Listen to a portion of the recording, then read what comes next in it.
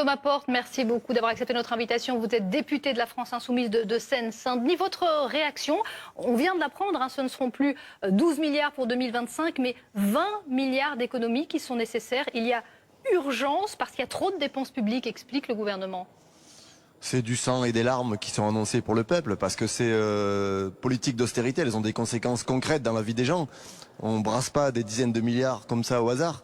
Un chiffre pour l'éducation nationale, ce qu'a annoncé Bruno Le Maire, c'est 750 millions d'euros d'économies, c'est l'équivalent de 22 000 postes d'enseignants dans notre pays. Moi, je rentre de ma circonscription en Seine-Saint-Denis, j'étais à Neuilly-sur-Marne, où des enseignants sont mobilisés parce qu'il n'y a pas de professeurs d'art plastique et de physique-chimie depuis la rentrée de septembre. Ils demandent 5000 enseignants. On n'a pas de médecins scolaires dans 40% des établissements.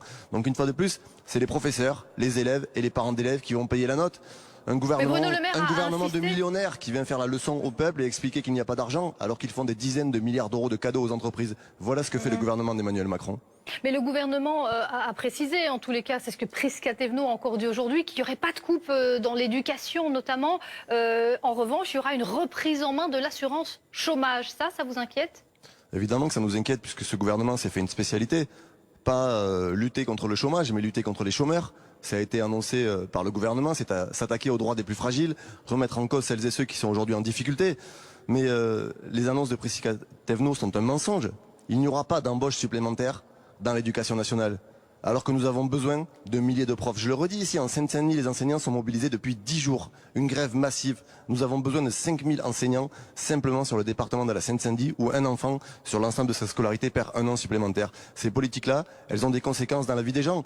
Et c'est un gouvernement déconnecté des réalités qui est simplement ici pour servir les grandes entreprises, faire des coupes budgétaires pour gaver ses amis et pressurer un peuple qui est aujourd'hui au bord de l'abîme. Quand vous avez un Français sur 3 qui ne mange plus à sa faim, quand vous avez un Français sur 4 qui renonce à se soigner parce qu'il n'a plus d'argent, c'est qu'il y a un souci dans le pays et nous avons besoin de politiques publiques ambitieuses et pas d'austérité comme vient de le démontrer Bruno Le Maire. Mais ce que vous dit Bruno Le Maire, c'est que l'État ne peut plus être une pompe à fric. Je reprends son expression. La croissance a été plus faible que prévu. Il faut trouver de l'argent. On ne peut pas laisser s'envoler les déficits.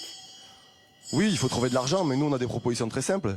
Taxer les super profits, taxer les dividendes, imposer les entreprises qui aujourd'hui ne sont pas imposées à la hauteur, arrêter les cadeaux fiscaux aux multinationales. De l'argent, il y en a dans ce pays. Ils sont dans les poches de quelques-uns. Le gouvernement a fait le choix de protéger les riches pour s'attaquer aux plus pauvres. L'État n'est pas une pompe à fric, sauf qu'aujourd'hui l'État est une pompe à fric pour servir les plus riches de ce pays. C'est ça que nous dénonçons et nous mènerons la bataille pour lutter contre ces politiques d'austérité qui, encore une fois, ont des conséquences concrètes dans la vie de millions d'habitants au quotidien. Merci.